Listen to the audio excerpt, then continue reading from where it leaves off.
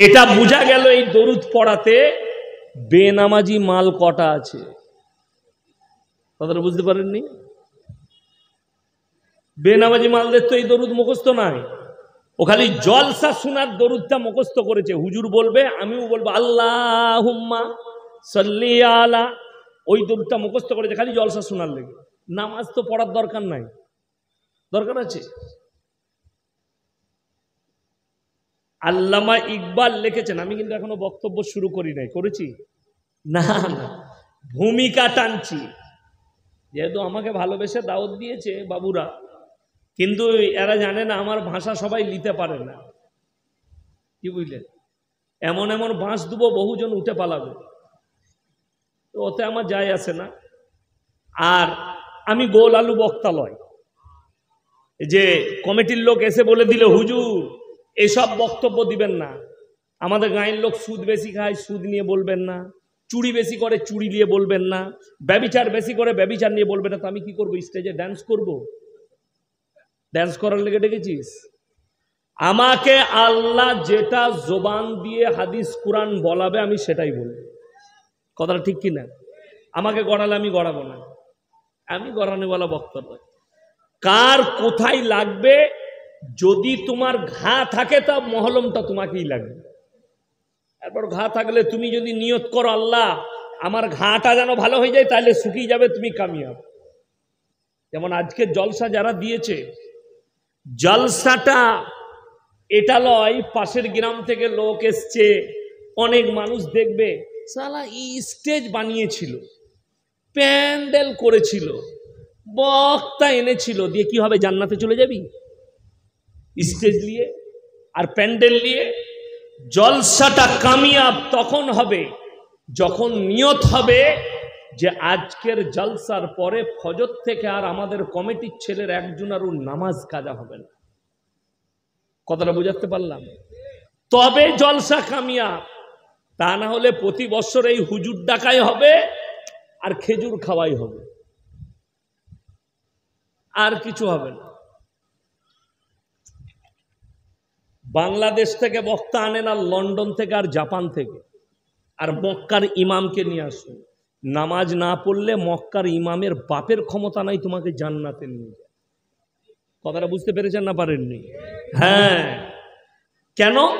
আমি এখনো বক্তব্য শুরু করি নাই, শুরু করব। মুসলমানদের অবস্থা একটু বলে দিই, তারপরে শুরু করব। আমি খালি দেখে দিই আপনারা বাঁশ নিতে পারেননি। এক নম্বর, আমরা যে দেশটায় বাস করছি এটা হচ্ছে সেকুলার দেশ। হিন্দু, মুসলিম, জৈন, বৌদ্ধ, খ্রিস্টান সব ধর্মের মানুষ আছে, আছে না নাই? আর ভারতের সংবিধানে আছে সবাই নিজের নিজের ধর্ম পালন করতে পারবে নির্দ্বিধায়। তাই তো আমরা জলসা করছি, কি বুঝলেন?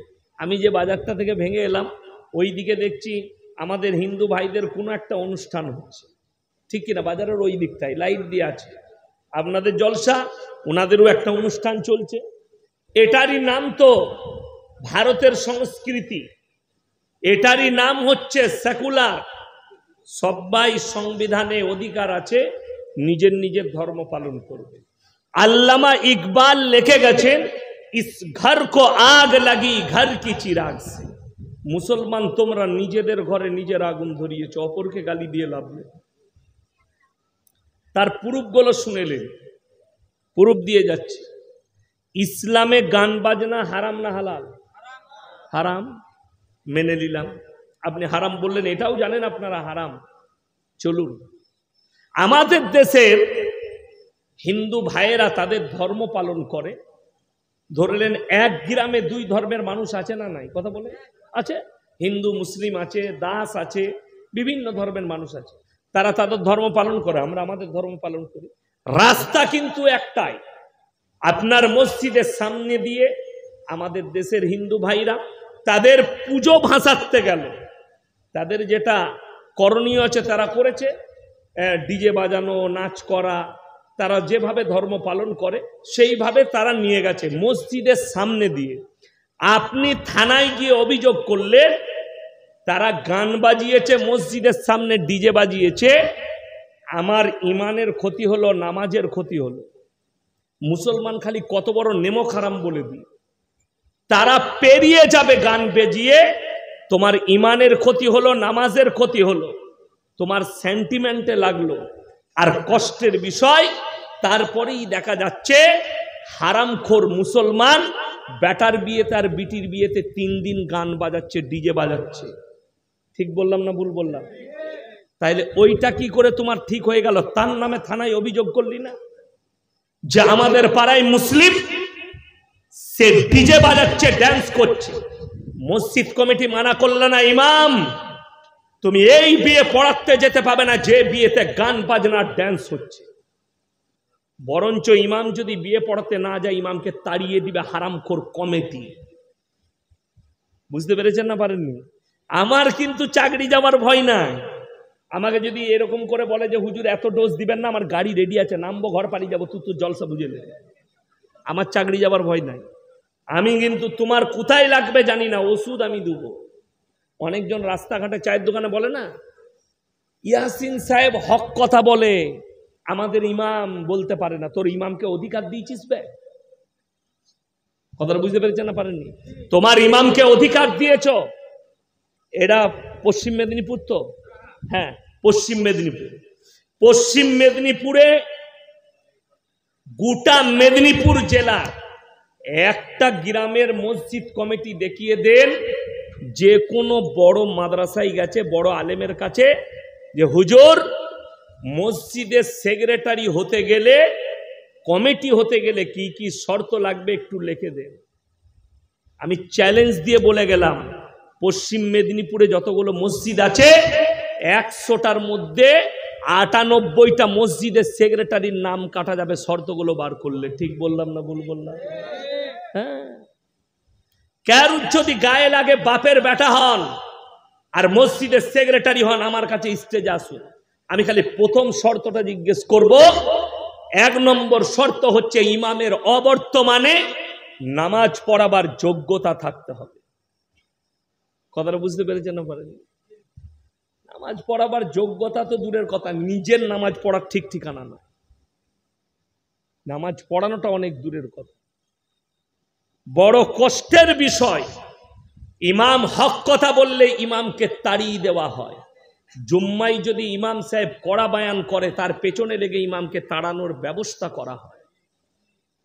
এটাই হচ্ছে সমাজের জন্য কষ্ট। আমি আমার বর্ধমান জেলার কথা বলছি।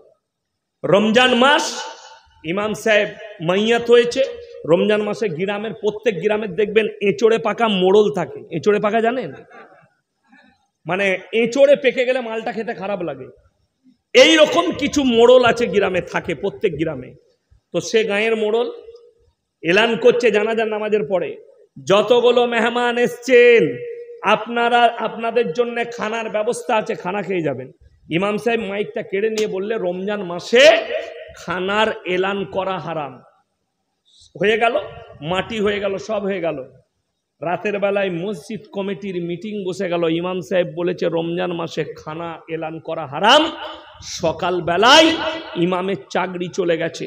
এটা যদি আমি মিথ্যা বলি, সেই ইমাম এখনো বর্ধমান জেলায় আছে, আমার গাড়িতে চাপুন, সকাল বেলায় মুলাকাত করিয়ে দেবো, তার মুখ থেকে ঘটনা শুনে দিবে।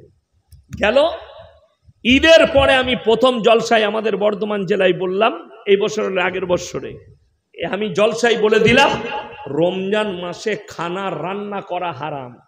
তখন সবাই বলছে ইয়াসিন হুজুর হক কথা বলেছে। হ্যাঁ ভাই, তোর ইমামকে তাড়ালি কেন? কথাটা বুঝতে পেরেছেন না পারেননি? কষ্টটা ওই জায়গায়।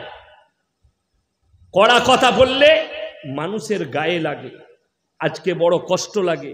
ঈদের দিনে, ঈদ উপলক্ষে ফাংশন, ঈদ উপলক্ষে বুগি বুগি ড্যান্স, ঈদ উপলক্ষে ড্যান্স হাঙ্গামা।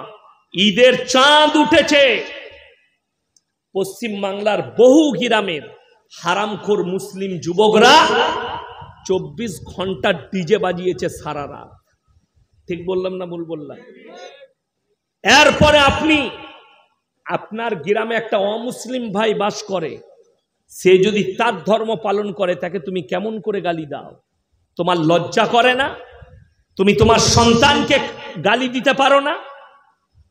তারা তাদের ধর্ম পালন করছে, তুমি তোমার ধর্ম পালন করতে পারো না কেন? এরপর এই জায়গায় পৌঁছালো। এই আলোচনাটা করব, মুসলমানের কাছে এতগুলো পাপ এসে হাজির হলো কোথা থেকে?